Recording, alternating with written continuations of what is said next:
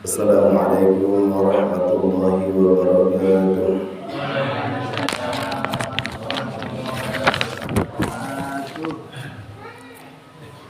Bismillahirrahmanirrahim. Alhamdulillahirabbil alamin. Wa bihi nasta'inu ala umurid dunya waddin. Wassalatu wassalamu ala asyrafil anbiya'i wal mursalin. Sayyidina wa maulana Muhammadin wa ala alihi wa ashabihi wa dhurriyyatihi ajma'in.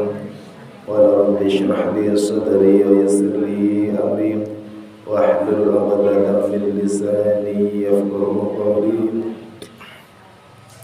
Rabbana atina min ladunka rahmah wa hayyi' lana min amrina rashada. La haula wa la quwwata illa billahil 'aliyyil 'azim. Ba'du. Hadirin hadirin para kiai, para ustaz, tokoh masyarakat serta sedaya bapak-bapak, ibu-ibu jamaah mushola, Ustadzul Ulum Kampung Berjaya, tokoh agung rahimahullah. Syukur alhamdulillah pada hari ini kita semua masih ditakdirkan bisa mendatangi majelis-majelis ilmu seperti pada malam hari ini. Mudah-mudahan kedatangan kita ini bisa menjadi tambahan catatan amal baik kita nanti di akhirat, dan mudah-mudahan ilmu yang akan kita kaji bisa menjadi ilmu yang manfaat barokah fid dini wa dunya wal akhirah. Salatullah salamuhu marilah kita haturkan kepada junjungan kita Nabi Muhammad sallallahu alaihi wasallam yang telah membawa kita semuanya minal zulumati ilan nur. Mudah-mudahan kita semua diakui umatnya kanjeng Nabi Muhammad. Mudah-mudahan kita semua mendapatkan syafaatnya kanjeng Nabi Muhammad. Amin amin amin. Para bapak ibu, para rasul yang mulia, monggo saat ini kita bahwasan berlai kita masalah sepeda, mas Fatihah sepeda dengan harapan mudah-mudahan ilmu yang akan kita kaji bisa menjadi ilmu yang manfaat barokah dunia akhirat. Ala hadhihi wa ala kulli niyatin salihah. Wa la hadratin Nabi Mustafa sayyidina wa maulana Muhammadin sallallahu alaihi wasallam wa ala alihi wa sahbihi azwajihi dzurriyyatihi ajma'in. Thumma wassallallahu ala awliya asyhadu wa rijlani radhiyallahu anhu wa khususan mu'allif fi hadzal kitab Fathul Qadir al-Mujib Syekh Al-Sujab.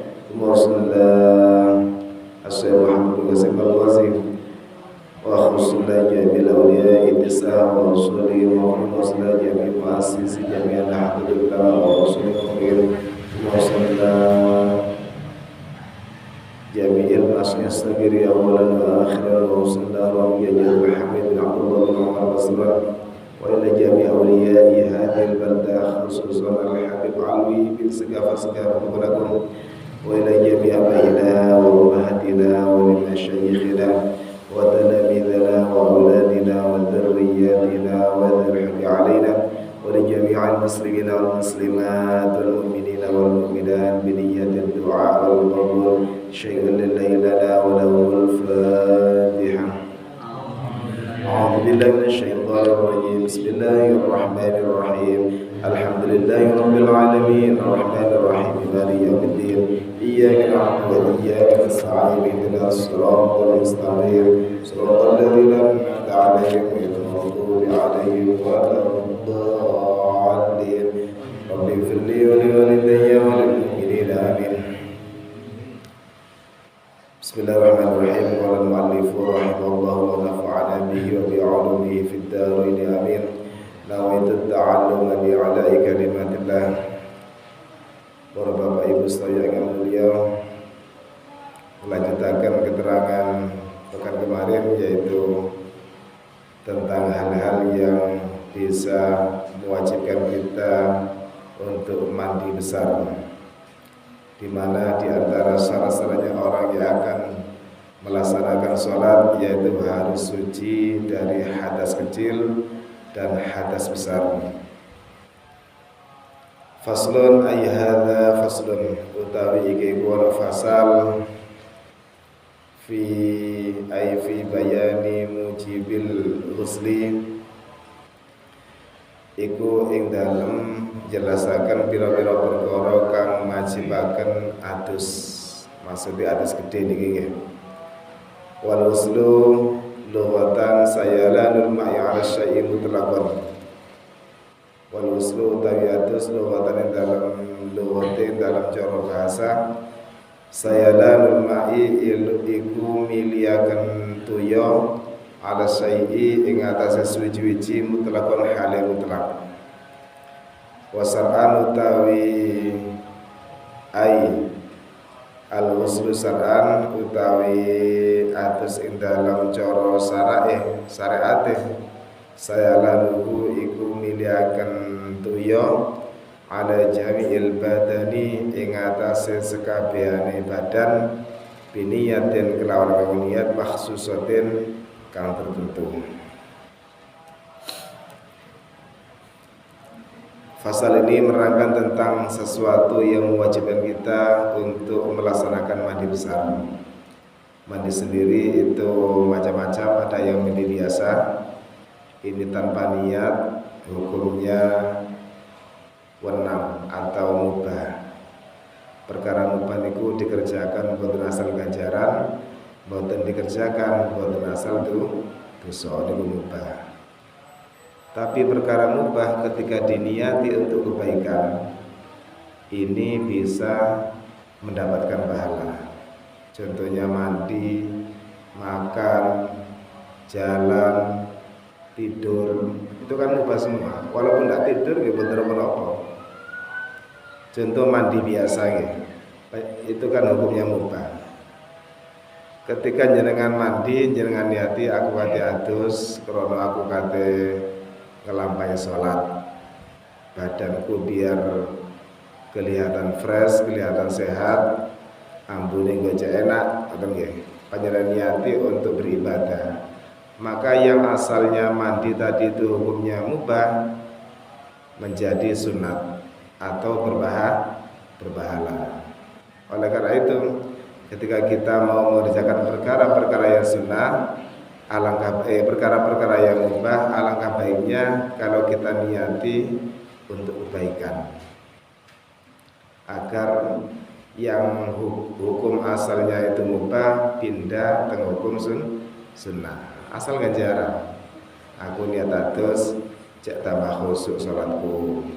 Aku niat atus cek enak, cek wangi ampuni awakku, biar tidak mengganggu pada yang lainnya, pada jamaah yang lainnya.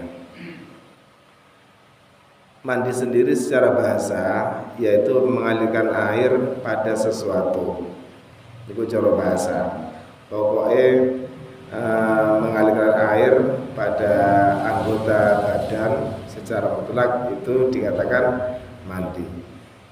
Tapi mandi secara syarak yang lebih kita kenal dengan istilah mandi besar, mandi untuk menghilangkan hadas besar, yaitu mengalirkan air pada seluruh anggota badan bagian luar. Berarti badan bagian dalam boten wajib, mungkin minimal hukumnya sunat. Contoh anggota badan bagian dalam itu mulut kita, dalamnya mulut kita berkumur, kan sunat hukumnya. Marangatan dalam anggota badan bagian dalam, contohnya hidung kita, dalamnya hidung kita istinsyak atau memasukkan air pada hidung kita, kan sunat hukumnya. Sama dengan waktu kita mau wudu, kita masukkan air ke hidung kita, apalagi sampai perkiraan masuknya air ke hidung kita itu kerasa ngeluh. Lek karena kan berarti ngeluh ya. Niku mboten apa-apa niku. Malah ukurnya segitu. Ukuran lebih afdalnya segitu.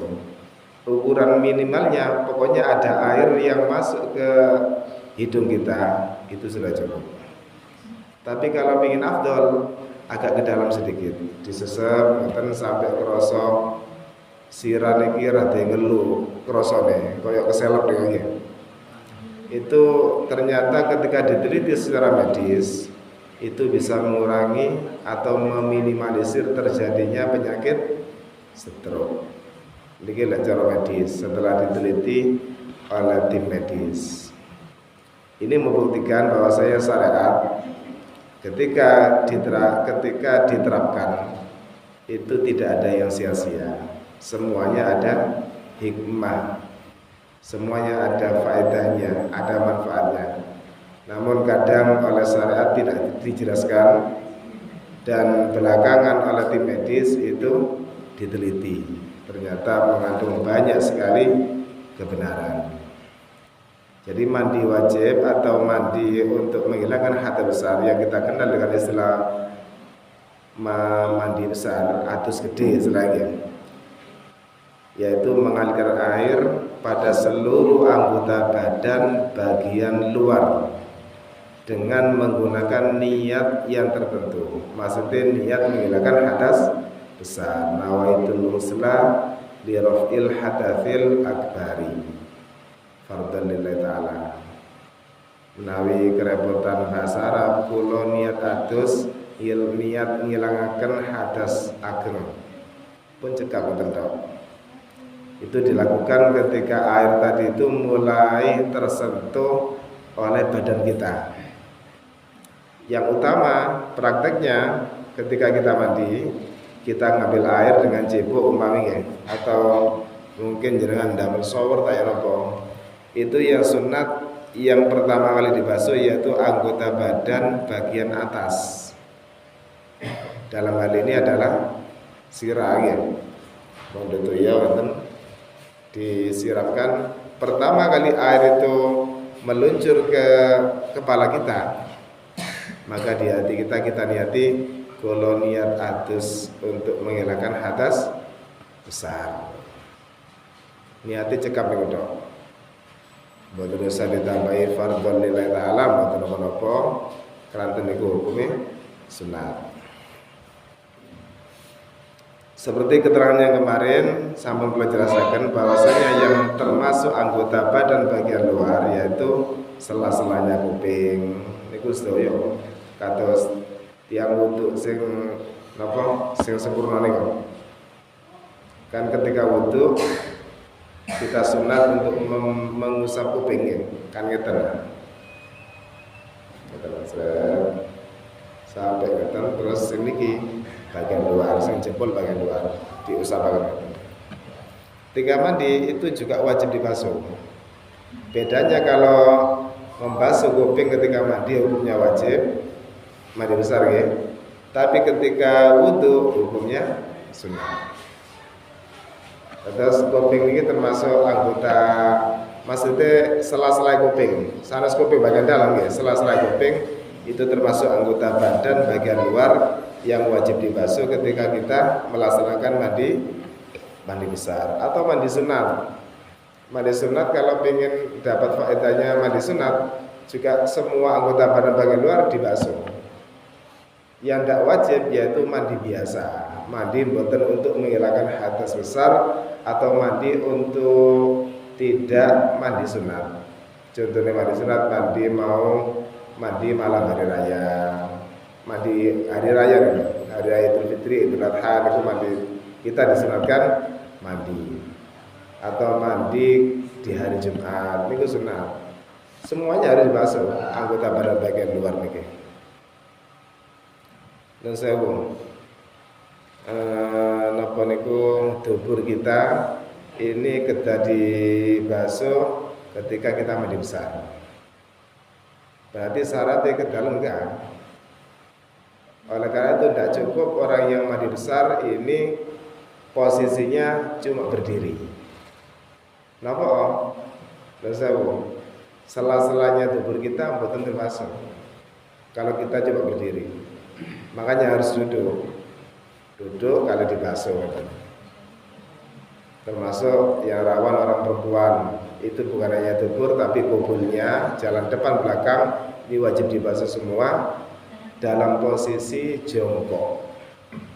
Karena dalam posisi jongkok itulah eh, orang perempuan yang kelihatan ketika jongkok alat vitalnya gitu, itu termasuk anggota badan bagian luar. Makanya tiang istri mandi besar ketika jongkok terus disiram gitu. Depan belakang disiram semua. Kalau orang laki-laki belakang mawon gitu. Untuk orang laki-laki nun sewu nggih, niki lek mungkin niki panji rada jorok, tapi harus disampaikan nggih. Mboten niat untuk napa? Untuk pornografi, tapi untuk menjelaskan syariat secara nyata.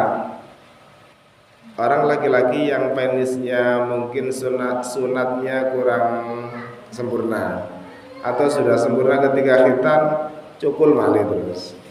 Niku sela-selanya ketika mboten syahwat kan anu nggih napa kata sela-sela ini. Niku kedadian dibasuh.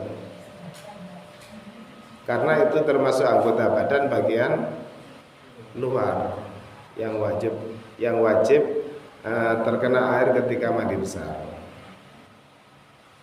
Maroten sing rawan malih niki lekuk-lekukannya semuanya. Termasuk idep barang ini saya apa lekukan mata. Kalau mata mboten, tapi lekukannya ada di pinggirnya mata itu wajib karena itu rawan. Terus rambut secara pasti harus dibasuh semuanya ya, walaupun ada gelungnya ini tetap wajib dibasuh. Termasuk jenggot yang tebal itu ketika wudu kan betul wajib dibasuh bagi orang laki-laki, tapi ketika mandi wajib semuanya.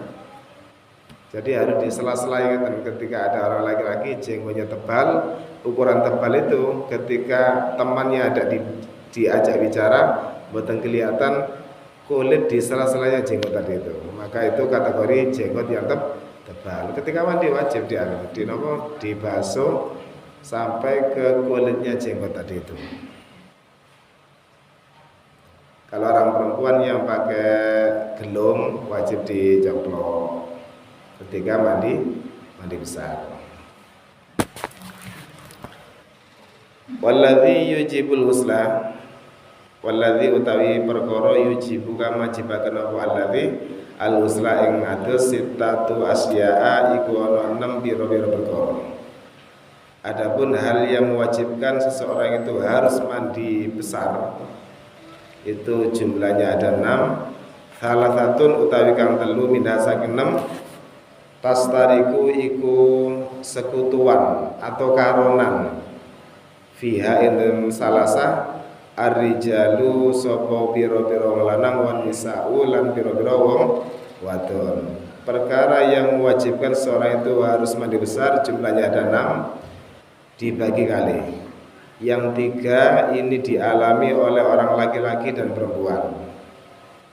Laki perempuan ini 3. Terus ketambahan mangke orang perempuan malih 3. Berarti jumlahnya ada 6. Kalau disimpulkan berarti yang mewajibkan mandi bagi orang laki-laki jumlahnya cuma 3. Yang 6 ternyata cuma perempuan. Napa niku wahya utawi salasa utawi telu sing karonan yang dialami oleh orang laki-laki dan perempuan. Iltiqaul khitana ini iku tetemune alat khitan loro.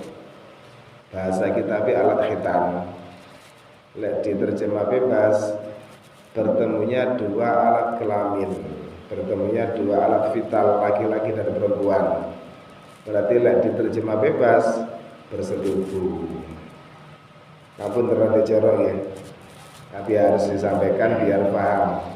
Wa yabaruan hadzal iltiqa, ukuran bertemunya itu bagaimana? Bi'ilajin hayyin wadihin wa ya bahasa fatadzakari minhu au qadraha min maqtu'iha fi farjin. Ukuran bertemunya 2 alat kelaminnya laki-laki dan perempuan ini adalah dengan cara memasukkannya seseorang, berarti orang laki-laki memasukkan alat vitalnya. Ukuran alat vital tadi itu helmi mau. Bisa boleh digambar itu umpama ini gini. Helm ini kita tidak sampai ke dalam sini, apalagi sampai ke dalam. Pokok helm ini melebat, ini sudah mewajibkan seorang itu mandi. Walaupun sewu buatan sampai keluar mandi. Pokok melebat ini kita helm tak ngerti. Ini melebat. Kan lepu anak tangi urung akhirnya. Lah niki orang tadi itu wajib mandi. Lepas apa sih? Nasibnya apa? Yang gak ada yuko. Kalau ada kasus ada orang tidak punya hasafah niku helm ini mungkin pernah dicakot ulo taruh nggih. Ical. Ya napa niki? Maka kira-kiranya pokoknya melebat kedik walaupun tidak sampai total, walaupun tidak sampai keluar mani, ini wajib, ini mewajibkan dia harus mandi besar atau dia punya hadas besar, makanya harus mandi besar.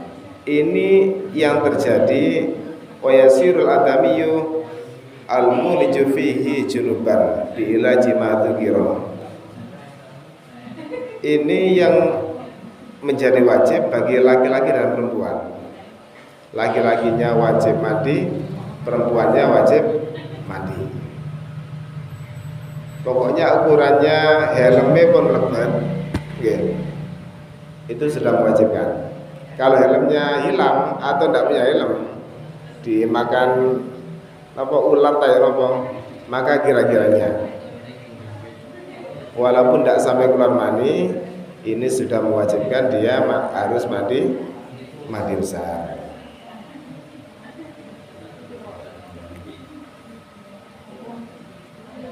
Kalau amal mayyitu fala yu'adu wasluhu bi ilaji fihi. Adapun orang yang meninggal, jenazah maksudnya, jenazah mantun dimandikan, ada jenazah sudah dimandikan, lalu disetubui oleh suaminya, jenazah putri.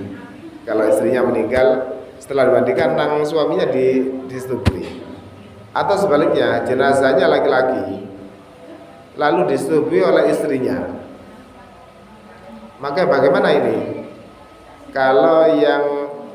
Kalau kasus orang meninggal atau jenazah, maka yang wajib mandi ini cuma yang hidup saja, orang yang hidup saja. Jenazahnya tidak usah dimandikan ulang. Karena tidak ada ceritanya orang meninggal ini junub. Seakan berusaha siram yamba.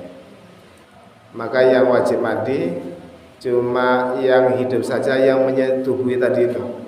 Walaupun nusabu buatan sampai kelimak, buatan sampai keluar mani, itu sudah punya hadas besar, wajib mandi besar. Nusabu dijabarkan maling ya. Niki kan sifatnya umum. Pokoknya seorang laki-laki memasukkan nusabu, tidak sampai semuanya, helmnya saja ke farjinya orang perempuan ini sudah mewajibkan mandi, baik itu istrinya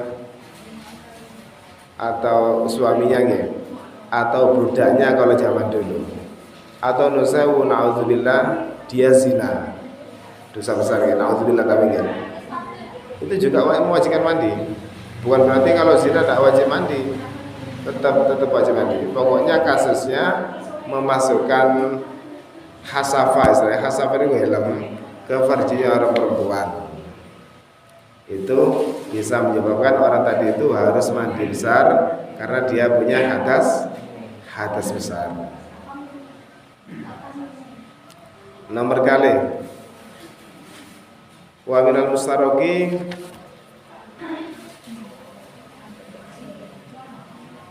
khurujul maniyyi min sakhsin bi ghairi ilajin.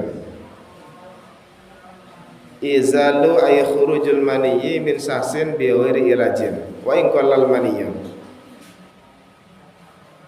ka qadrin utawi perkara kang majibaken mandi sing nomor kali yang dialami oleh orang laki-laki atau orang perempuan, yaitu keluarnya air mani, keluarnya sperma dari seorang walaupun tanpa memasukkan alat kelaminnya, walaupun keluarnya mani tadi itu cuma sedikit, kakutroten koyok sak tetes. Walau kanat ala launid dami, walaupun rupone mani tadi itu rupa getih, mungkin punya penyakit ya. Walau kanal khariju bijima'in, walaupun keluarnya tadi itu disebabkan jima awiri atau lainnya. Fi yakzatin au naumin, baik keluarnya mani tadi itu dalam keadaan terjaga, boten tilem, atau dalam keadaan tidur, sahwatan awwiriya, sahwatin awwiriya, dalam keadaan dia sahwat atau tidak sahwat, pokoknya keluar mani. Mintori kotil mu'tadi awwirihi, dari jalan yang biasa atau tidak biasa. Contohnya apa jalan sing boten biasa bisa keluar mani? Kaan ingkasaro sulbuhu fakhraja min maniyuhu, seperti orang yang alat kelaminnya pecah, karena pecah akhirnya keluarlah air mani dari alat kelamin yang pecah tadi itu. Mungkin tabrak atau bisa mungkin alhamdulillah ya, hanya keluar air mani, maka itu mewajibkan dia harus mandi besar. Pokoknya niki dialami laki-laki atau perempuan, keluar air mani dengan cara apapun, dengan cara yang halal atau dengan cara yang haram. Tapi nusawu, orang yang jima berkali-kali dengan istrinya ya, itu mandinya tetap satu kali. Bukan berarti jima ping pitu berarti mandi ping pitu, mboten. Tetap mandi satu kali. Sama halnya dengan hukumannya orang yang membunuh, itu kan dalam Islam harus dibunuh, tapi dengan beberapa syarat ya. Kalau orang tadi itu membunuh 10 orang, apa harus dibunuh 10 kali? Kan boten. Tetap dibunuh satu kali hukumannya. Sama dengan ini, orang yang beberapa kali jima itu tetap mandinya cuma satu kali, tidak perlu sampai hitungan jimanya tadi itu. Intinya orang yang keluar mani dengan cara apapun, dengan cara yang halal atau dengan cara yang haram. Contoh dengan cara yang haram niku nusawu zina naudzubillah lagi, atau nusawu malih napa niku mengeluarkan bahasa Jawa cokorcon, napa bahasa